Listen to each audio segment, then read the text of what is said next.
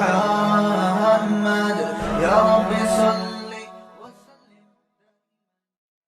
بسم اللہ الرحمن الرحیم نحمدہ ونصلی علی رسولہ الکریم۔ سورہ بنی اسرائیل کا پہلا رکوع اور 15ویں پارے کا بھی پہلا رکوع، یہ انہ کان عبدا شکورا آیت نمبر 4 تک ہو چکا تھا، آیت نمبر 3 تک ہو چکا تھا۔ آج انشاءاللہ میں وقضینا الی بنی اسرائیل یہاں سے تفسیر شروع کروں گا۔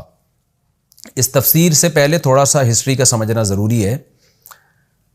حضرت سلیمان علیہ السلام جو موسیٰ علیہ السلام کے بعد آئے، موسیٰ علیہ السلام کے ذریعے اللہ نے فرعون کا مصر میں خاتمہ کیا، آپ تفسیروں میں پڑھ چکے ہیں۔ پھر موسیٰ علیہ السلام نے بنی اسرائیل کو حکم دیا کہ اب جہاد کرو۔ بنی اسرائیل نے کہا اذهب انت وربک، اے موسیٰ آپ جاؤ اور آپ کا رب جائیں، ہم یہاں بیٹھے ہوئے ہیں۔ تو یہ نالائقی کی، جس کے نتیجے میں اللہ کی طرف سے عذاب آیا، اور 40 سال اللہ نے حکم دیا کہ یہ وادی تیہ میں حیران سرگردان گھومتے رہیں گے۔ اسی دوران حضرت موسیٰ علیہ السلام کی وفات ہوئی اسی میدان میں، اور پھر موسیٰ علیہ السلام کی وفات کے بعد بنی اسرائیل میں جو پیغمبر تھے ان کی قیادت میں پھر بنی اسرائیل نے جہاد کیا، اور اللہ نے ان کو فتح اور نصرت سے ہمکنار کیا۔ اور بنی اسرائیل کا پھر بنی اسرائیل اسی جب جہاد کیا تو قرآن مجید میں آپ نے طالوت اور جالوت کا واقعہ سنا ہے۔ اسی لڑائی میں بنی اسرائیل اس میں یا اس کے بعد دوبارہ کوئی نئے پیغمبر آئے، یہ ہمیں یقینی طور پر نہیں ملتا ہسٹری میں، لیکن اسی سلسلے میں بعد میں پھر بنی اسرائیل کی لڑائی ہوئی۔ اللہ نے ایک پیغمبر ان میں بھیجے اور حکم دیا کہ تم ایک طاقتور قوم سے جہاد کرو، لڑائی کرو۔ تو بنی اسرائیل کے لیے اللہ نے طالوت کو امیر بنایا۔ پھر طالوت کو جب اللہ نے امیر بنایا تو طالوت کی قیادت میں جہاد ہوا۔ انہی کی فوج میں ایک داؤد علیہ السلام تھے جو پیغمبر نہیں بنے تھے۔ داؤد علیہ السلام نے دشمن کی فوج میں جو جالوت تھے ان سے بہادری سے لڑ کے ان کو قتل کیا، اور اللہ نے پھر داؤد علیہ السلام کے ذریعے داؤد علیہ السلام کو نبوت بھی عطا کی اور کمانڈر بھی بنایا، اور ان کے ذریعے دوبارہ سے بیت المقدس میں یہودیوں کی خلافت اور حکومت قائم ہو گئی۔ یہ میں اس لیے کہہ رہا ہوں کہ یہ تھوڑا سا ہسٹری کا سمجھنا، آپ کو تاریخ کا سمجھنا ضروری ہے ان آیتوں کو سمجھنے کے لیے۔ تو داؤد علیہ السلام کی بہت بڑی خلافت قائم ہوئی، دنیا کے بہت بڑے حصے پر حکومت ہوئی۔ آپ کو پتہ ہے کہ جب اہل حق اللہ کی راہ میں جہاد کرتے ہیں تو اہل باطل کی پھر ان سے دشمنیاں بھی ہوتی ہیں، تو اہل یہود کی دشمنیاں بھی بڑھتی چلی گئیں پھر دنیا کی مختلف قوموں کے ساتھ، لیکن اللہ نے فتح اور نصرت سے نوازا داؤد علیہ السلام کی قیادت میں یہودیوں کو۔ داؤد علیہ السلام کے بعد ان کے بیٹے حضرت سلیمان علیہ السلام جانشین بنے۔ سلیمان علیہ السلام کو اللہ نے داؤد علیہ السلام سے بھی زیادہ بڑی حکومت دی، اور یہودیوں کا دنیا کی ایک بہت بڑی آبادی پر قبضہ ہو گیا، اور انہوں نے شریعت کو نافذ کیا اور اللہ کے دین کے مطابق عمل کرنے لگے۔ مگر جیسے کہ آپ نے قرآن میں پڑھا ہوگا، ان کی گھٹی میں نالائقی تھی، جہاں پیغمبروں کو ستانے کا موقع ملتا یہ ستاتے، جیسے انہوں نے موسیٰ علیہ السلام کو ستایا تھا۔ تو حضرت سلیمان علیہ السلام کے بعد جو یہودیوں کا بادشاہ بنا، اس میں آہستہ آہستہ دینی لحاظ سے خرابیاں آنا شروع ہوئیں، اور پھر جب بادشاہ خراب ہوتا ہے تو عوام میں بھی خرابیاں آتی ہیں۔ تو ہوا یہ کہ مصر کا جو اس وقت بادشاہ تھا نا، یعنی سلیمان علیہ السلام کی دنیا سے جانے کے بعد مصر میں کوئی اور حکومت تھی، آتش پرست ہوں گے، کیونکہ اس وقت اہل کتاب تو صرف یہودی تھے پیغمبروں کو ماننے والے، اور باقی لوگ کوئی آگ کی پوجا کرنے والے، کوئی کچھ اور کرنے والے، کوئی سورج کو پوجنے والے۔ تو مصر کے بادشاہ نے حملہ کیا شام پر، کیونکہ شام میں ان کی اصل خلافت ان کی شام میں تھی جو مرکز تھا، تو شام پہ حملہ کیا اور تھوڑا بہت نقصان کیا اس نے، اور کچھ تھوڑا بہت مال و اسباب لوٹ کے لے گیا۔ لیکن ان کو تنبیہ ہو گئی، یہودیوں کو اپنے اعمال کی اصلاح کا ان کو موقع مل گیا، اور پھر 400 سال تک کہا جاتا ہے کہ بہت بہترین طریقے سے انہوں نے دنیا پہ راج کیا۔ 400 سال گزرنے کے بعد کہتے ہیں کہ پھر ان میں بت پرستی بھی پھیلنا شروع ہوئی، پھر اعمال ان کے خراب ہونا شروع ہوئے۔ مصر میں پھر کوئی بادشاہ تھا، کیونکہ ان کی دشمنیاں تھیں دنیا میں بہت ساری قوموں سے، تو مصر کے بادشاہ نے جب دیکھا کہ یہ کمزور ہو رہے ہیں اور ان میں آپس میں اختلاف بھی پیدا ہو رہے ہیں، تو اس نے دوبارہ، یعنی وہ بادشاہ تو ظاہر مر چکا تھا جو 400 سال پہلے تھا، کوئی نیا بادشاہ تھا، یعنی مصر نے پھر ان کے اوپر چڑھائی کی اور تھوڑا بہت عمارتوں کو نقصان پہنچایا اور کچھ مال و اسباب لوٹ کے لے گیا، لیکن زیادہ تباہی نہیں ہوئی۔ لیکن ان کو عبرت نہیں ہوئی اس واقعے سے۔ تو کچھ ہی وقت کے بعد جو بابل کا بادشاہ تھا نا، بخت نصر، جس کا بڑی تاریخ کی کتابوں میں تذکرہ ملتا ہے، بابل کے بادشاہ بخت نصر نے ان کے اوپر حملہ کیا. جب دیکھا کہ یہ تھوڑا کمزور ہو رہے ہیں اور ان میں جب ظاہر ہے کسی قوم میں ایک اپنے نظریے پر اور اپنے ویژن پہ نہیں رہتے تو پھر ان میں اختلافات بھی ہونا شروع ہوتے ہیں. تو بخت نصر نے ان پر حملہ کیا اور ان کو نقصان پہنچایا، لیکن بہت زیادہ نقصان نہیں پہنچایا کیونکہ یہود بھی بہرحال طاقتور تھے، پاورفل تھے. اور لیکن اس نے یہ کیا کہ بیت المقدس میں اور جو شام میں نا اپنا کوئی نائب بنا کے وہ چلا گیا. جیسے آج کل بڑی طاقتیں ہوتی ہیں نا کسی ملک پہ قبضہ کر کے، تو ان کو پتا ہوتا ہے ہم اس ملک پہ قبضہ برقرار نہیں رکھ سکتے، لیکن اپنا ہی کوئی کٹ پتلی کوئی حکومت بنا کے چلے جاتے ہیں. تو بالکل اسی طرح کا کام بابل کے بادشاہ بخت نصر نے کیا اور اپنی کٹ پتلی حکومت بنا کے چلا گیا، اور کہا جاتا ہے کہ یہودیوں ہی میں سے کسی کو اس نے بادشاہ بنایا. اب یہ جو نیا بادشاہ تھا جو بخت نصر کا نامزد تھا، اس نے یہودیوں پہ حکومت کی تھا، یہ ادھر ہی کا یعنی شام ہی کا تھا یہ. تو اس وقت کے پیغمبر تھے جن کا آسمانی کتابوں میں نام آتا ہے حضرت ارمیہ علیہ الصلاۃ والسلام. انہوں نے اس کو نصیحت کی کہ تو بت پرستی کی طرف لوگوں کو مت لے کر جا، شرک مت پھیلا، اور جو برے اعمال جو اس میں بدکاریاں اور برائیاں اور شراب نوشی، یہ جو بادشاہوں میں عیاشی ہوتی ہے، یہ جو چیزیں آ رہی تھیں اس کے اندر، اور اس کی وجہ سے قوم میں بھی خرابیاں آ رہی تھیں، تو وہ یہ بات نہیں مانا اور پیغمبر کی بات پر اس نے عمل نہیں کیا، بلکہ طاقت کے نشے میں اس نے یہ ارادہ کیا کہ بخت نصر نے جو مجھے یہاں کا بادشاہ بنایا ہے تو میں اس کے خلاف بغاوت کر کے پوری ریاست اپنے کنٹرول میں لوں گا. اس نے بغاوت کا ارادہ کیا، یہودیوں نے اس کا ساتھ دیا، نتیجے میں بغاوت ناکام ہوئی اور بخت نصر نے ارض شام میں داخل ہو کر بے تحاشا یہودی قتل کیے. کہا جاتا ہے کہ 40,000 یہودی اس نے قتل کیے. اس زمانے کے لحاظ سے 40,000 بہت بڑی تعداد تھی. 40,000 کو اس نے جلا وطن کیا، سینکڑوں ہزاروں کو اس نے زخمی کیا، قید بنایا، اور بہت یعنی بیت المقدس کو بہت زیادہ اس نے تباہ و برباد کیا، مسجد اقصیٰ کی بے اکرامی کی، توہین کی. اور بغاوت کو چلنے کے بعد پورا کنٹرول شام پہ حاصل کرنے کے بعد بہت سارے یہودیوں کو جلا وطن کیا اور بابل شہر لے گیا اپنے ساتھ غلام بنا کے. کہتے ہیں کہ یہودیوں کو احساس ہوا کہ انہوں نے چونکہ اللہ کی نافرمانی کی ہے، جس کی وجہ سے اللہ کی طرف سے ان پر یہ عذاب آیا ہے، یہ توبہ طائب میں لگ گئے، اپنے اعمال کی اصلاح میں لگ گئے. اللہ کو ان کی حالت پہ ترس آیا اور ان کی نجات کی یہ صورت ہوئی اللہ کی طرف سے کہ اس وقت جو ایران یعنی فارس کی حکومت تھی، ایران کا جو بادشاہ تھا، یہودیوں نے یعنی اس نے یہودیوں کا ساتھ دیا کیونکہ یہودیوں کی ہمدردیاں اس کو حاصل تھیں، اور بخت نصر کے خلاف اس نے لڑائی کی، اور بالآخر اس نے بابل شہر پہ قبضہ کر کے بخت نصر کی حکومت کا خاتمہ کیا اور یہودیوں کو بابل شہر سے آزاد کرایا. اور جو مال و اسباب لوٹا گیا تھا وہ بھی یہودیوں کو دے کر باعزت اس نے دوبارہ ارض شام کی طرف بھیج دیا، اور شام میں پھر دوبارہ یہودیوں کی حکومت قائم ہو گئی. یہ جو واقعہ ہے نا جو میں نے آخر میں ابھی بیان کیا، یہ وہ والا واقعہ ہے جس کو آپ تفسیر میں ابھی انشاءاللہ جس کی طرف اشارہ کیا گیا ہے. جمہور مفسرین کے نزدیک، قرآن میں واضح تو نہیں ہے لیکن جمہور کے نزدیک اس سے یہی مراد ہے، کیونکہ جو قرآن جو تباہی اور بربادی بیان کرتا ہے نا کہ اس طرح سے ہوئی تھی، تاریخی واقعات سے اس کا ثبوت ملتا ہے کہ وہ یہی والا واقعہ تھا، کیونکہ اس سے پہلے یہودیوں پر اتنا بڑا عذاب کسی دوسری قوم کی طرف سے نہیں آیا تھا اور اتنی قتل و غارت نہیں ہوئی تھی. تو ان کو دوبارہ اصلاح اعمال کی توفیق ملی. اس کے بعد پھر یہودی جب شام میں آباد ہوئے، ان کو اصلاح اعمال کی توفیق ملی، انہوں نے توبہ استغفار کی، اللہ سے اپنے گناہوں کی معافی مانگی، اللہ نے پھر ان کو دوبارہ ایک مضبوط ریاست دی. مگر تھوڑے دنوں کے بعد پھر یہ آہستہ آہستہ شرارتوں کی طرف مائل ہونا شروع ہو گئے. یعنی یہ واقعہ ہے حضرت سلیمان علیہ الصلاۃ والسلام کے تقریباً 450 سال بعد کا. بخت نصر نے جو حملہ کیا نا، بہت زیادہ تباہی مچائی اس نے، جو بغاوت کو کچلا اس نے، تو یہ وہ واقعہ ہے جس کا قرآن تذکرہ کر رہا ہے کہ ہم نے 2 باتیں یہودیوں کے بارے میں لکھ دی تھیں کہ 2 دفعہ زمین میں فساد مچائیں گے اور 2 دفعہ اللہ دوسری قوم کو ان پر مسلط کر کے ان کو عذاب دے گا. تو ان 2 دفعہ میں سے یہ پہلا واقعہ ہے کہ یہودیوں نے فساد مچانا شروع کیا تو بخت نصر نے بغاوت کو کچلنے کے لیے یہودیوں پہ حملہ کر کے بہت زیادہ یہودی قتل کیے. تو یہ پہلا واقعہ ہے. دوسرا واقعہ بھی قرآن میں ہے کہ دوبارہ تم نے پھر اچھے اعمال شروع کر دیے، پھر دوبارہ تم نے زمین میں فساد مچایا. تو اب وہ فساد کیا تھا؟ وہ بھی 450 سال کے کچھ عرصے کے بعد، اور کہا جاتا ہے کہ حضرت عیسیٰ علیہ السلام کے نزول سے تقریباً 150 سال پہلے. ظاہر ہے اس زمانے میں جو تاریخ بیان کی جاتی تھی بالکل پورے طور پر کیلکولیشن نہیں ہوتی تھی اس کی، تو تقریباً 150، بعض نے 170 سال پہلے لکھا، تو تقریباً عیسیٰ علیہ السلام کے آنے میں بھی 150 سال کا وقت تھا. تو 150 سال پہلے ہوا یہ ہے کہ جب دوبارہ یہ شرارتیں ان میں پیدا ہونا شروع ہوئیں تو ایک بادشاہ تھا جس نے انطاکیہ آباد کیا. آج بھی انطاکیہ ترکی میں ایک شہر ہے.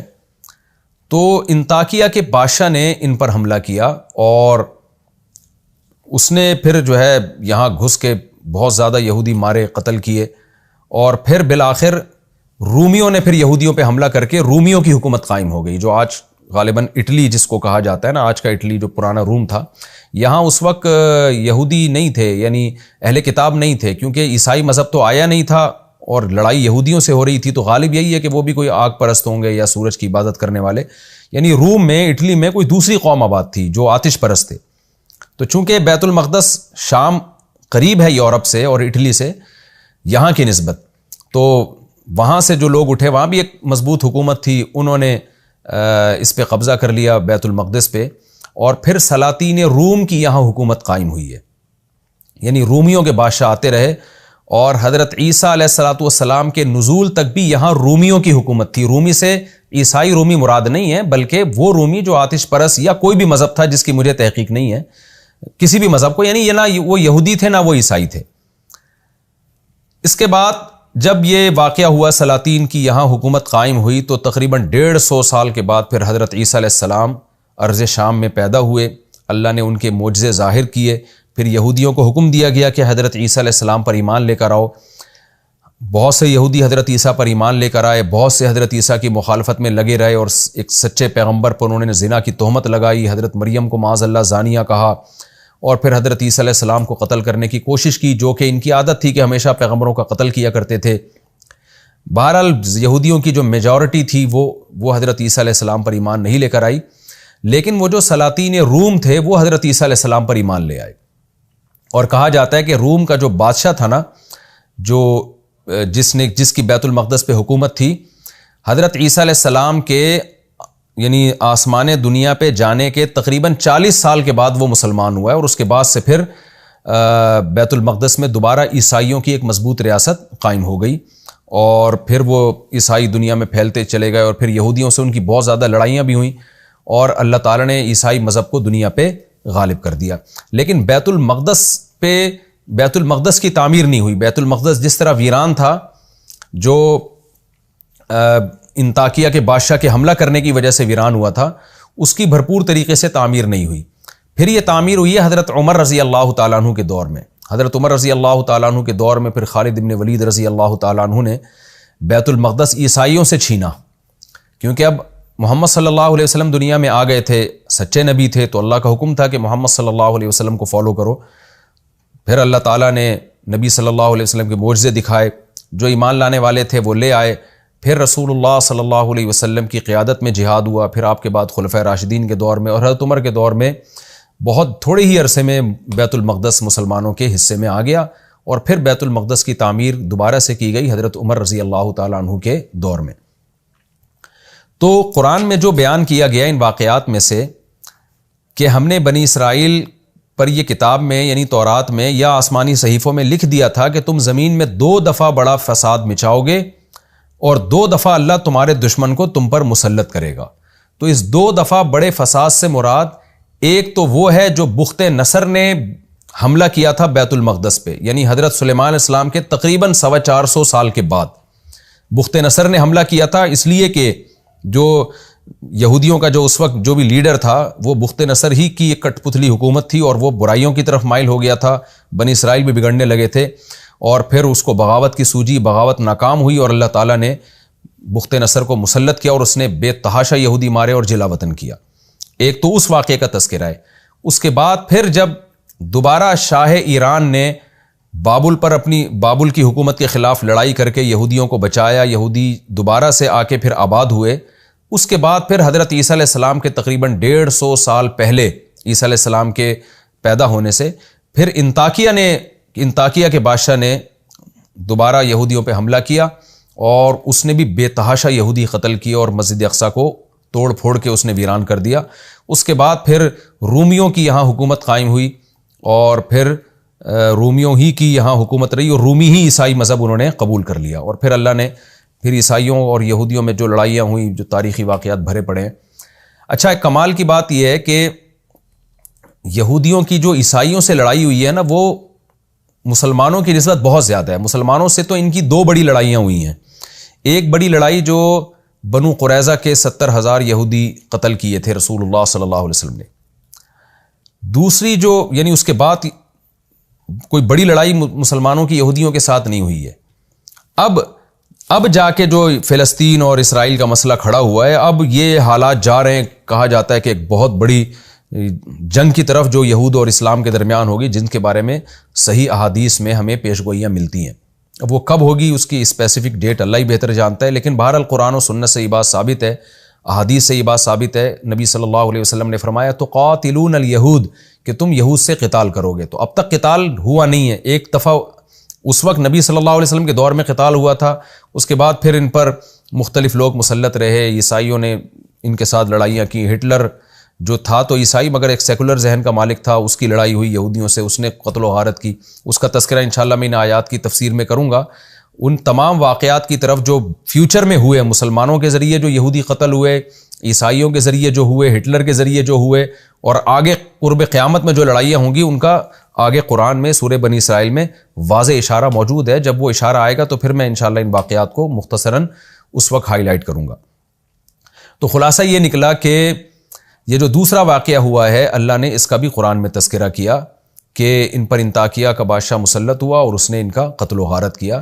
تو آگے اللہ نے پھر یہودیوں کو سمجھایا ہے کہ تم اپنے اعمال کو درست کرو، اگر تم نے درست نہیں کیا تو اللہ اسی طرح مختلف قوموں کو تم پر مسلط کرتا رہے گا۔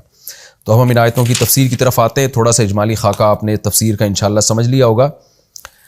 اچھا، یہ جو ہسٹری بیان کی جاتی ہے نا، یہ کوئی صحیح احادیث میں نہیں ہے، بلکہ یہ آسمانی کتابوں سے ہی مفسرین نے لی ہے، اور یہ مورخین ان واقعات کو نقل کرتے چلے آئے ہیں۔ تو نبی صلی اللہ علیہ وسلم نے فرمایا کہ حدثوا عن بنی اسرائیل ولا حرج، اس میں کوئی حرج نہیں ہے کہ آپ اگر اسلام میں اس کے کوئی اسپیسیفک ہمیں کوئی مستند ہسٹری نہیں ملتی، کوئی واقعات کی بہت تفصیلی ڈیٹیل ہمیں نہیں ملتی، تو ہمیں عیسائیوں سے یا یہودیوں سے ہسٹری لینے میں ہماری شریعت نے روکا نہیں ہے۔ اور خاص طور پہ جو خبر متواتر ہوتی ہے نا، جس کو سارے مورخین نقل کرتے چلے آئے ہوں، تو اس کا انکار کرنا ایک ضد اور ہٹ دھرمی کی بات ہے۔ تو قرآن سے بھی خاص طور پہ جب ان واقعات کی تائید ہو رہی ہے تو اس کو نقل کرنے میں کوئی حرج نہیں ہے۔ اس میں یہ مطالبہ کہ صحیح حدیث سے دکھائیں، یہ مطالبہ ایک کم علمی کی بات ہوگی۔ اگر حدیث میں اس کے خلاف ہوتا تو پھر ہم حدیث کو لیتے، ان واقعات کا انکار کرتے، لیکن نہ حدیث میں اس کی موافقت ہے نہ خلاف ہے، بلکہ قرآن سے اس کی تائید ہوتی ہے۔ اب میں اس کی تفسیر کی طرف آتا ہوں۔ قرآن کہتا ہے وَقَضَيْنَا إِلَىٰ بَنِي إِسْرَائِيلَ، ہم نے بنی اسرائیل کی طرف یہ فیصلہ کر دیا تھا، فی الکتاب، کتاب میں۔ کتاب سے تورات بھی مراد ہو سکتی ہے، آسمانی صحیفے بھی مراد ہو سکتے ہیں۔ وہ کہہ دیا تھا لَتُفْسِدُنَّ فِي الْأَرْضِ مَرَّتَيْنِ، کہ تم زمین میں 2 دفعہ فساد مچاؤ گے۔ یہاں بہت بڑا فساد مراد ہے، کیونکہ چھوٹے موٹے فسادات پر اللہ کی طرف سے سزا بھی چھوٹی موٹی ملتی ہے۔ اچھا، اللہ نے لکھ دیا تھا کہ کیا مطلب ہے؟ یہ ایسے ہی ہے جیسے ہمارے پیغمبر صلی اللہ علیہ وسلم نے ہمیں بتا دیا نا فیوچر کے بارے میں، کچھ باتیں ہوں گی، عیسیٰ ابن مریم نازل ہوں گے، تمہاری لڑائی ہوگی، فلاں سے ملحمہ کبریٰ ہوگا، جو قیامت کی علامات ہیں۔ تو اللہ نے تورات میں بھی بنی اسرائیل کو بتا دیا تھا کہ تم بدعمالیاں کرو گے جس کی تمہیں یہ سزا ملے گی، پھر تم دوبارہ بدعمالی کرو گے، پھر اس کی دوبارہ تمہیں یہ سزا ملے گی۔ تو وہ کیا لکھ دیا تھا اللہ تعالیٰ نے؟ لَتُفْسِدُنَّ فِي الْأَرْضِ مَرَّتَيْنِ، کہ تم زمین میں 2 دفعہ سرکشی کرو گے، یعنی یہ اسلام سے پہلے۔ اس سرکشی سے وہ سرکشی مراد ہے جو اسلام کے دنیا میں آنے سے پہلے ہوگی۔ ایک سرکشی وہ جو حضرت عیسیٰ علیہ السلام کی مخالفت میں تھی، اور ایک سرکشی وہ جو حضرت موسیٰ علیہ السلام کی مخالفت میں تھی، یعنی دین موسوی کی مخالفت کی انہوں نے، جس کی تفصیل میں بتا چکا ہوں کہ تم زمین میں 2 دفعہ فساد پھیلاؤ گے اور تم بہت بڑی سرکشی کرو گے زمین میں۔ زنا پھیلنے لگا تھا، شراب اور لوگوں پہ ظلم زیادتی۔ آگے اللہ فرماتے ہیں فَإِذَا جَاءَ وَعْدُ أُولَاهُمَا، ان دونوں وعدوں میں سے جب پہلے وعدے کا وقت آیا، یہاں وعدے سے مراد ہے تقدیر، یعنی جو اللہ نے اطلاع دی تھی نا تمہیں، وعد سے مراد میعاد، وقت مقرر، کیونکہ وعدے میں کسی سے کوئی خاص ٹائم کا وعدہ کیا جاتا ہے تو اس لیے اس ٹائم کو بھی وعدے سے تعبیر کیا جاتا ہے، ورنہ وعدہ تو 80 چیزوں میں ہوتا ہے نا۔ آپ کہتے ہیں کہ میں تم سے وعدہ کرتا ہوں کہ میں فلاں وقت میں تمہاری دعوت کروں گا، تو یہاں وعدہ اس معنی میں نہیں ہے، یہاں وعدہ ہے میعاد، جو اللہ نے ٹائم بتایا تھا۔ جب اس پہلا والا ٹائم آیا ہے تو کیا ہوا؟ بعثنا علیکم عباد لنا، ہم نے مسلط کر دیے تم پر اپنے بندے۔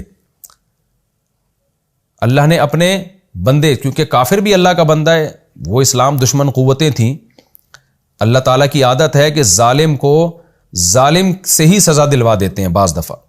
وَكَذَلِكَ نُوَلِّي بَعْضَ الظَّالِمِينَ بَعْضًا، اللہ فرماتے ہیں ہم بعض دفعہ بعض ظالموں کو دوسرے ظالموں سے پٹواتے ہیں۔ جیسے ہٹلر بھی ایک ظالم تھا نا، لیکن اس ظالم ہی کے ذریعے اللہ نے یہودیوں پہ بھی ظلم کروایا۔ تو یہ اللہ کی عادت ہے کہ بعض دفعہ ظالم کو ظالم پر مسلط کرتے ہیں۔ تو جو بابل کا بادشاہ بخت نصر تھا وہ بھی ظالم تھا، لیکن اللہ نے اس کو ان پر مسلط کر دیا۔ اس کو عباد یا عبد سے تعبیر اس لیے کیا ہے کہ عبد کہتے ہیں غلام کو، تو کافر بھی اللہ کا غلام ہے۔ تو جب اللہ چاہتے ہیں اس ظالم ہی کو کسی پر مسلط کر دیتے ہیں، یعنی وہ بھی اللہ کے کنٹرول میں ہے، وہ بھی اللہ کی مرضی کے بغیر نہیں کر سکتا کچھ بھی۔ فرمایا ہم نے اپنے بندوں کو مسلط کیا، اولی باسن شدید، جو بہت سخت لڑائی والے تھے، یعنی جو بابل کا بادشاہ بخت نصر تھا بڑی شدید لڑائی والا تھا۔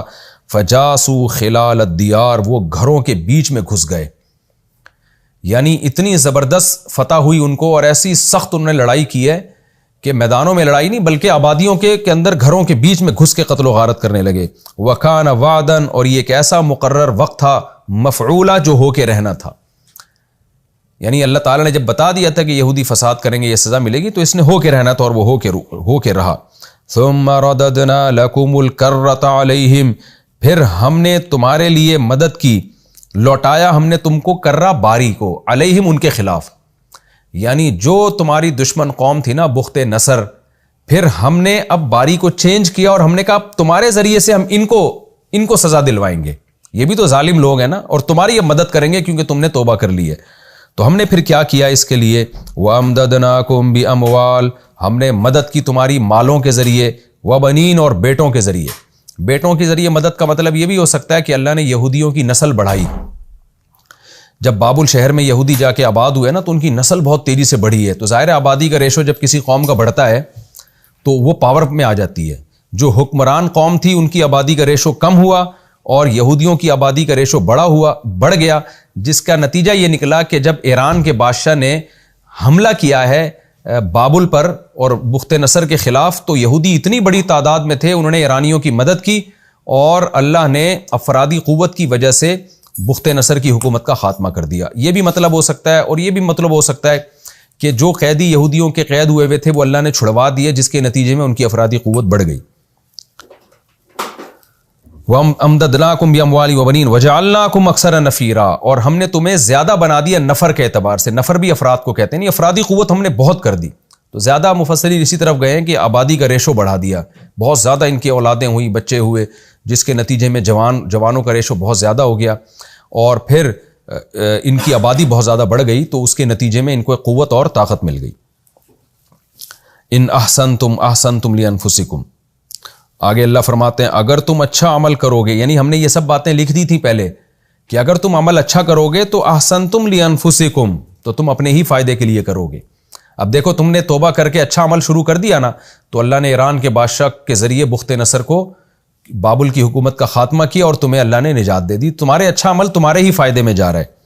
وَإِنْ أَسَأْتُمْ فَلَهَا، اور اگر تم برا کرو گے، فَلَهَا، تو یہ بھی لِأَنفُسِكُمْ، تمہارے ہی نفس کے لیے یہ برائی بھی، یعنی اس کا نقصان بھی تم اٹھاؤ گے جیسے کہ تم نے اٹھایا۔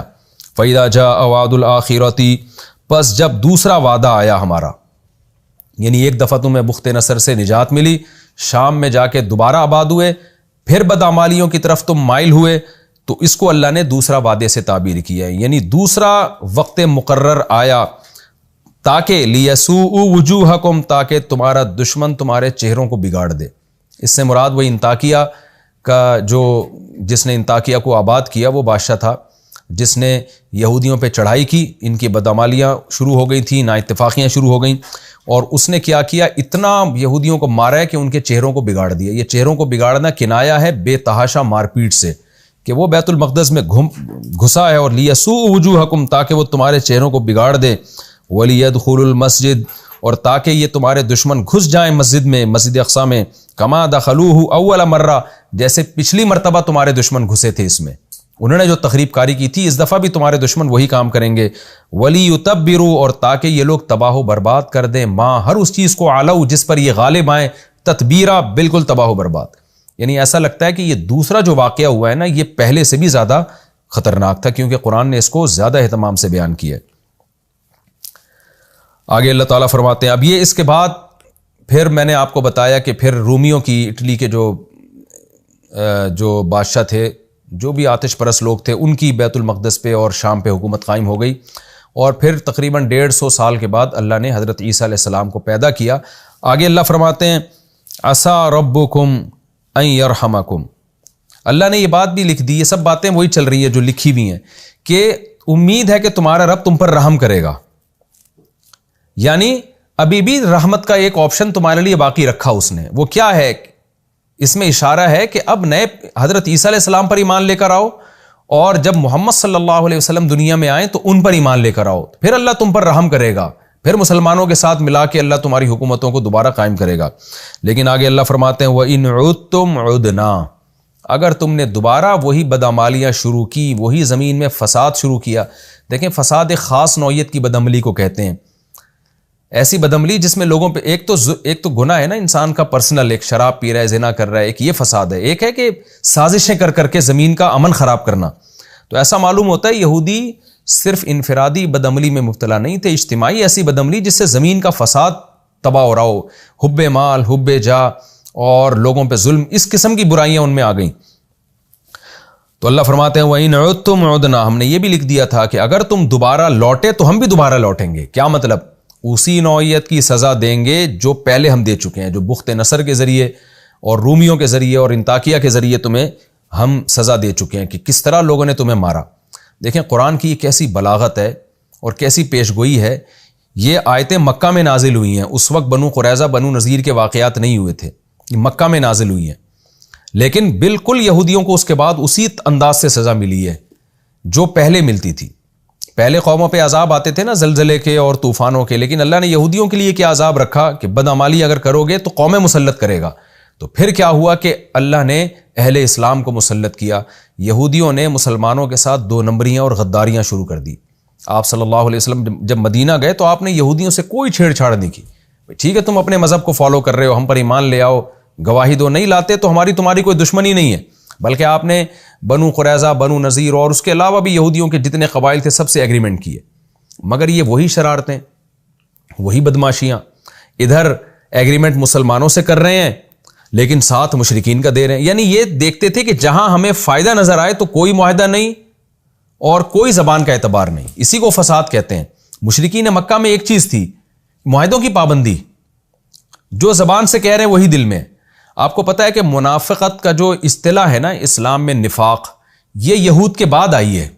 مشرکین مکہ یا تو پکے کافر ہوتے تھے یا پورے مسلم ہوتے تھے، عیسائی جو تھے یا تو مسلم ہوتے تھے یا کافر ہوتے تھے، لیکن جو یہودی تھے نا ان میں لا الہ ہؤلاء ولا الہ ہؤلاء، ان میں منافقین پیدا ہوئے ہیں، زبان سے اپنے آپ کو مسلم کہہ رہے ہیں، مسلمانوں سے فائدے حاصل کرنے کے لیے ادھر اپنی قوم میں جا کے کہہ رہے ہیں ہم یہودی ہیں۔ یہ ہے زمین میں فساد کہ آپ کا پتہ ہی نہیں چلتا کہ آپ ہیں کیا۔ تو اتنی شدید انہوں نے مسلمانوں کے ساتھ غداری کی ہے کہ جنگ میں مشرکین کا ساتھ دیا، جس کی سزا میں آپ صلی اللہ علیہ وسلم نے پھر ایک دن میں 70,000 یہودی قتل کیے، کیونکہ بہت بڑی غداری کی تھی۔ جوانوں کو سب کو قتل کر دیا، بچوں اور عورتوں کو چھوڑ دیا اور باقیوں کو جلا وطن کر دیا، اور پھر حضرت عمر کے دور میں مکمل ان کو ارض عرب سے، جزیرہ عرب سے ہمیشہ کے لیے نکال دیا گیا۔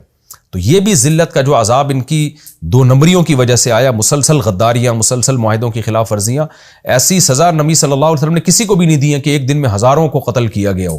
مشرکین مکہ کو آپ نے عام معافی کا اعلان کر دیا تھا، تو اس کے بعد بہت سو کو جلا وطن کر دیا۔ تو یہ اللہ کی ان آیتوں کی طرف اشارہ اللہ نے پہلے کر دیا کہ وَإِنْ عُدْتُمْ عُدْنَا، اگر تم نے دوبارہ وہی حرکتیں کی تو ہم پھر دوبارہ تمہیں وہی سزا دیں گے جو پہلے دے چکے ہیں۔ اس کے بعد یہودی دنیا میں پھیل گئے اور پھر یہ سازشیں کرنے لگے۔ تاریخ میں بہت سے واقعات تو ہم تک پہنچے ہی نہیں ہوں گے کیا ہوتا رہا ان کے ساتھ، لیکن مشہور ترین واقعہ جو ہٹلر کا 1930s کے آس پاس جو واقعہ ہوا کہ ایک سیکولر آدمی تھا تو عیسائی لیکن سیکولر تھا، اتنے یہودی اس نے قتل کیے۔ میں تو جرمنی گیا ہوں، میں نے وہ جگہیں دیکھی ہیں، وہاں لوگ ابھی بھی ان جو یہودیوں پہ مظالم ہوئے ان کو یاد کرتے ہیں کہ کیسے اٹھا کے ہٹلر جو ہے نا ان کو زندہ دیگ میں ڈال دیا کرتا تھا، زندہ جلا دیا کرتا تھا۔ ظالم آدمی تھا، اس کے اس عمل کو اپریشیٹ نہیں کیا جا سکتا، لیکن میں نے بتایا اللہ ظالموں کو مسلط کر دیتے ہیں اپنی حکمت کے پیش نظر. اور وہ کہہ کر گیا, اس کو یہ تھا کہ یہ فساد مچاتے ہیں دنیا میں. اور کہا جاتا ہے کہ ہٹلر نے جو کچھ یہودی زندہ چھوڑ دیے تھے ان کے بارے میں کہا اپنی تقریر کے دوران کہ میں نے چند لوگوں کو اس لیے زندہ چھوڑ دیا ہے تاکہ جب یہ دوبارہ زمین میں فساد مچائیں گے تو لوگوں کو پتہ چلے گا کہ میں نے ان کو اتنا قتل کیوں کیا. اور لوگ تو اس کو ہٹلر کو ظالم کہتے ہیں, اور کہنا بھی چاہیے. کسی انسان کو اس طرح سے قتل کرنا, دیگوں میں ڈالنا اور زندہ جلانا, اس کی شریعت بہرحال اجازت نہیں دیتی, لیکن اس کا یہ کانسیپٹ تھا کہ یہ زمین میں فساد مچا رہے ہیں. اور اہل اسلام ہمیشہ یہودیوں کا ساتھ دیتے رہے ہیں. ترک خلافت نے یہودیوں پہ جب دنیا میں ظلم ہوتے تھے تو ترک خلفاء یہودیوں کو پناہ دیا کرتے تھے. میں جب ترکی گیا ہوں تو وہ جگہ بھی ہم نے دیکھی ہیں جہاں بہت سارے یہودیوں کو ہجرت کروائی مسلمان بادشاہوں نے جن پر ظلم ہوا کرتے تھے. لیکن کیا ہے کہ جو ان پر احسان کرتا یہ انہی کی جڑیں کاٹنا شروع کر دیتے. جس ملک میں جاتے اسی ریاست کے خلاف یہ نفرتوں کے بیج بونا شروع کر دیتے, اور اس کے نتیجے میں اللہ نے ان پر مختلف قوموں کو مسلط کیا. لیکن آج بھی یہ آیات بنی اسرائیل سے اور اہل یہود سے خطاب کر رہی ہے کہ اللہ کا یہ وعدہ سچا ہے, اگر تم زمین میں دوبارہ فساد مچاؤ گے تو قومیں تم پر مسلط ہوتی رہیں گی. آج ایک اشکال کیا جاتا ہے کہ آج تو اسرائیل بہت مضبوط ہو گیا اور فساد ہی کے ذریعے مضبوط ہوا ہے, وہ کیسے اس نے اپنی جڑیں پوری دنیا میں پھیلا لی ہیں. تو قرآن میں دوسرے مقام پر آتا ہے کہ یہ زمین میں ہمیشہ فساد پھیلاتے رہیں گے. سورہ بقرہ میں اس کی تفصیل بیان کر چکا ہوں. تو دیکھیں یہ جو فساد یہودی دنیا میں پھیلا رہے ہیں, گریٹ اسرائیل کی باتیں کر رہے ہیں, عین ممکن ہے یہ جو ان کو عزت ملی ہو یہ بہت بڑی ذلت کا پیش خیمہ ہو. یعنی اللہ کی طرف سے کوئی عین ممکن ہے فیوچر میں بہت بڑی ذلت کا انتظام ہو رہا ہو.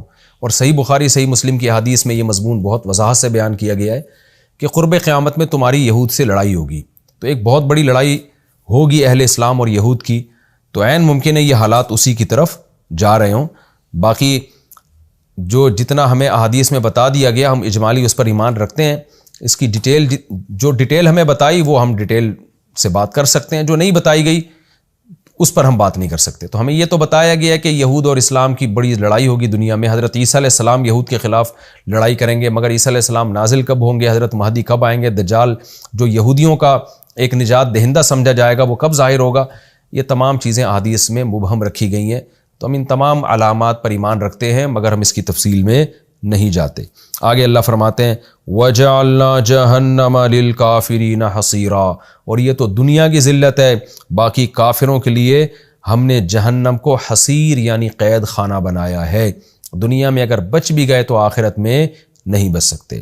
تو دیکھیں اس قرآن سے ہمیں یہ بھی پتہ چلتا ہے کہ اللہ کو نہ کسی قوم سے ذاتی بغض ہے نہ محبت.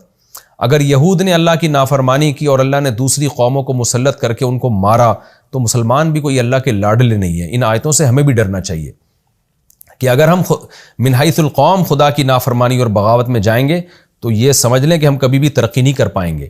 آج ہماری عدالتوں میں غیر اسلامی قوانین بن رہے ہیں, ہم سمجھتے ہیں کہ اس سے ہم ترقی کر لیں گے. خوب سمجھ لیں مسلمان کی ترقی کے اصول کچھ اور ہیں, غیر مسلم کے ترقی کے اصول کچھ اور ہیں. مسلمان قومیں اگر اسلام کو چھوڑیں گی تو کبھی بھی ترقی نہیں کر پائیں گی. اگر وہ ترقی ہوگی بھی تو وہ ایک تنزل کا اور ذلت کا بہت بڑا پیش خیمہ ہوگی وہ. تو ان آیتوں سے ہمیں بھی عبرت حاصل کرنی چاہیے. آگے اللہ تعالیٰ یہ تمام مضامین بیان کر کے بتاتے ہیں ان ھذا القرآن, بے شک یہ قرآن ہے, یہدی للتی ہی اقوم, یہ وہ راستہ بتاتا ہے جو سیدھا راستہ ہے. یہ بتا رہے قوم کے عروج و زوال کے واقعات اور صحیح طرف تمہیں گائیڈ کر رہا ہے. وَيُبَشِّرُ الْمُؤْمِنِينَ الَّذِينَ يَعْمَلُونَ الصَّالِحَاتِ, اور یہ خوشخبریاں سناتا ہے ان مومنین کو جو نیک اعمال کرتے ہیں. جیسے اللہ نے یہودیوں کو بتایا تھا اچھا عمل کرو گے تو اللہ دنیا اور آخرت دونوں نوازے گا, تو یہ خوشخبریاں سنا رہا ہے. ان لہم اجرا کبیرا, وہ خوشخبری کیا ہے کہ ان کے لیے بہت بڑا اجر ہے. وان الذین لا یؤمنون بالآخرۃ اعتدنا لهم عذابا الیما, اور یہ قرآن یہ بھی بتاتا ہے کہ جو لوگ آخرت پر ایمان نہیں لے کر آتے ہم نے ان کے لیے دردناک عذاب تیار کر کے رکھا ہے. یہ ہمارا رکوع کمپلیٹ ہوا. اس رکوع میں جو بہت اہم مضامین بیان ہوئے ہیں, میں کیونکہ وقت بھی ہمارا اتنا نہیں ہے کہ ہم اگلے رکوع کو کمپلیٹ کر سکیں تو میں اس کا مختصر خلاصہ آپ کے سامنے بیان کر دیتا ہوں. سب سے پہلے اللہ تعالیٰ نے رسول اللہ صلی اللہ علیہ وسلم کی معراج کا اس رکوع میں تذکرہ کیا ہے. پھر اللہ نے بتایا ذریۃ من حملنا مع نوح، کہ نوح کی کشتی میں سوار ہونے والے لوگوں، ہم سب نوح علیہ السلام کے ان تینوں بیٹوں کی اولاد ہیں، کیونکہ قرآن میں آتا ہے کہ اللہ نے صرف نوح علیہ السلام ہی کی ذریت کو باقی رکھا۔ تو ہمارے باپ دادے وہ تھے جنہوں نے نوح علیہ السلام کی بات کو مانا، اور اللہ نے ان کو بچا کے ہمیں بھی حیات اور زندگی دی، اور نوح علیہ السلام بھی اللہ کے شکر گزار بندے تھے، تو ہمیں بھی اللہ کا شکر گزار بننے کی کوشش کرنی چاہیے۔ پھر اللہ تعالیٰ نے بنی اسرائیل کا بتایا کہ بیت المقدس کا چونکہ بنی اسرائیل سے بڑا گہرا تعلق رہا ہے، جہاں معراج میں اللہ اپنے نبی صلی اللہ علیہ وسلم کو لے کر گئے، تو اس سورت کا نام بھی بنی اسرائیل اسی مناسبت سے۔ تو اللہ نے بتایا کہ بنی اسرائیل پر تاریخ میں کیا کیا عروج اور زوال آئے ہیں، اور کن کن نشیب و فراز سے وہ گزرے ہیں، اور ان تمام نشیب و فراز کی وجہ ان کے اچھے اعمال اور بدعملی۔ جب اچھے اعمال کیے تو ترقی ملی، جب بدعملی ہوئی تو دوسری قوموں کو اللہ نے مسلط کیا۔ اور قرآن میں یہ مضمون دوسری جگہ پر بھی ہے، نولی بعض الظالمین بعضا، کہ ہم ظالموں کو ظالموں پہ مسلط کرتے ہیں۔ تو ہمیں بھی اس سے ڈرنا چاہیے کہ اگر اللہ تعالیٰ ہم من حیث القوم اللہ کی نافرمانی کریں گے تو قومیں ہم پر مسلط رہیں گی، اور رہ رہی ہیں۔ اب ساری دنیا اپنی آنکھوں سے دیکھ رہی ہے کہ اہل اسلام بھی دبے چلے جا رہے ہیں۔ ہماری کتنی بڑی خلافتیں تھیں، کتنی بڑی حکومتیں تھیں، لیکن جب ہم نے دین کو چھوڑا تو اس کے نتائج کیا نکلے؟ آج ہم کس پستی کی طرف جا رہے ہیں، اور بجائے دین پہ آنے کے اور زیادہ دور ہوتے چلے جا رہے ہیں۔ اور اس میں آبادی کی بڑھنے کی فضیلت بھی معلوم ہوتی ہے کہ اللہ نے جب یہودیوں پر احسان کیا ان کی نیک اعمال، تو اللہ نے ان کو بیٹوں اور مال کے ذریعے اللہ نے مدد کی، مالی یعنی معاشی ترقی بھی دی اور کثرت سے اولادیں بھی دی۔ ظاہر ہے جب اولاد زیادہ ہوتی ہے تو پھر بیٹوں کا ریشو بھی خود بخود بڑھ جاتا ہے۔ بیٹیوں کا تذکرہ اس لیے نہیں کیا کہ لڑائی کے کام اور معاشی ترقی کے کام جیسے بیٹے آتے ہیں بیٹیاں اس طرح آ نہیں سکتی۔ تو قوم جو مضبوط ہوتی ہے وہ لڑکوں کے ریشو کی وجہ سے ہوتی ہے، لڑکیوں کی وجہ سے نہیں ہوتی۔ یہ تو ایک زمینی حقیقت ہے، اس کا کوئی شخص بھی انکار نہیں کر سکتا۔ اس کا یہ مطلب نہیں ہے کہ بیٹی اللہ کی نعمت نہیں ہے یا رحمت نہیں ہے، اس کے الگ سے دلائل ہیں، لیکن چونکہ یہودی مغلوب تھے تو دنیا میں غالب کرنے کے لیے بہرحال جوانوں کا ریشو، جوان لڑکوں کی تعداد میں ایک بہت بڑی تعداد میں ان کا ہونا یہ بہت ضروری تھا۔ تو آج بھی ہم کیسے بے وقوفی کی باتیں کرتے ہیں کہ جو نعمت اللہ تعالیٰ، جو آبادی کو جو اللہ نے ایک بطور نعمت کے بیان کیا، ہم اسی آبادی کو گھٹانے میں لگے ہوئے ہیں۔ یعنی لوگ کہتے ہیں نا یورپ نے اتنی ترقی اس لیے کی کہ اس کی آبادی نہیں ہے، یہ بالکل غلط ہے۔ اور لوگ کہتے ہیں ہم اتنے غریب اس لیے کہ ہماری آبادی زیادہ ہے، یہ بالکل غلط ہے۔ اگر ہماری آبادی کم ہو گئی تو اس سے زیادہ غریب ہو جائیں گے، اور یورپ کی آبادی بڑھ گئی تو اس سے زیادہ مالدار ہو جائیں گے وہ۔ قرآن میں اس مضمون کو اللہ نے اور بھی مقامات پر بیان کیا۔ نوح علیہ السلام نے جب اپنی قوم کو سمجھایا کہ تم ایمان لے کر آؤ، تو وہاں بھی یہ فرمایا یمددکم باموال وبنین، کہ اللہ تمہیں اولادیں کثرت سے دے گا، مال بھی دے گا، اولادیں بھی دے گا۔ تو اولاد کی کثرت یہ اللہ کی بہت بڑی نعمت ہے۔ شعیب علیہ السلام نے جب اپنی قوم کو سمجھایا تو وَاذْكُرُوا إِذْ كُنْتُمْ قَلِيلًا فَكَثَّرَكُمْ، اے میری قوم یاد کرو اس وقت کو جب تم تھوڑے تھے، اللہ نے تمہاری تعداد بڑھا دی۔ تو وہاں بھی یہی ہے کہ آبادی کا بڑھنا ہر جگہ اللہ بطور نعمت کے بیان کر رہے ہیں۔ تو جس گھر میں اولاد زیادہ ہے، جس شخص کو اولاد زیادہ ملی، تو یہ سب چیزیں اللہ کی نعمت میں داخل ہیں۔ بچوں کا کم ہونا، آبادی کا گرانا، یہ عذاب ہے، یہ زحمت ہے۔ ایک اللہ کی طرف سے کسی کو اولاد نہیں ملتی، ایک وہ پلاننگ کر کے اپنے گروتھ ریشو کو خود ہی کم کر رہا ہوتا ہے، تو یہ بہت بڑا احمق اور بہت بڑا بے وقوف ہے یہ۔ تبھی تو آپ دیکھیں جتنا اسلام دشمن قوتیں ہماری آبادی کو کم کرنے کے لیے وسائل خرچ کر رہی ہیں، اتنا کسی چیز پہ خرچ نہیں ہو رہے، کیونکہ ان کو پتہ ہے کہ یہ آبادی ہی ایک ان کے پاس ایک پاور ہے، کیونکہ آبادی زیادہ ہوگی، جوانوں کا ریشو بڑھے گا، سورس آف انکم بڑھے گی، اور جو ہے لائبلٹیز کم ہو جائیں گی، اور جو ہے کمانے کے ذرائع زیادہ بڑھ جائیں گے۔ تو یہ ساری چیزیں آبادی کی کثرت کے نتیجے میں ہوتی ہیں۔ ہمارا ابھی تھوڑا سا وقت باقی ہے، لیکن یہ رکوع ہمارا کمپلیٹ ہو گیا، تو انشاءاللہ پھر ہم اگلے ایپیسوڈ میں اگلا رکوع شروع کریں گے۔ اس رکوع کو ہم یہیں ختم کرتے ہیں۔ تو انشاءاللہ اگلے ایپیسوڈ میں سورہ بنی اسرائیل کا رکوع نمبر 2 اور 15ویں پارے کا بھی رکوع نمبر 2 میں شروع کروں گا۔ اللہ تعالی ہمیں سمجھنے کی، عمل کی توفیق عطا فرمائے۔ وما علینا الا البلاغ۔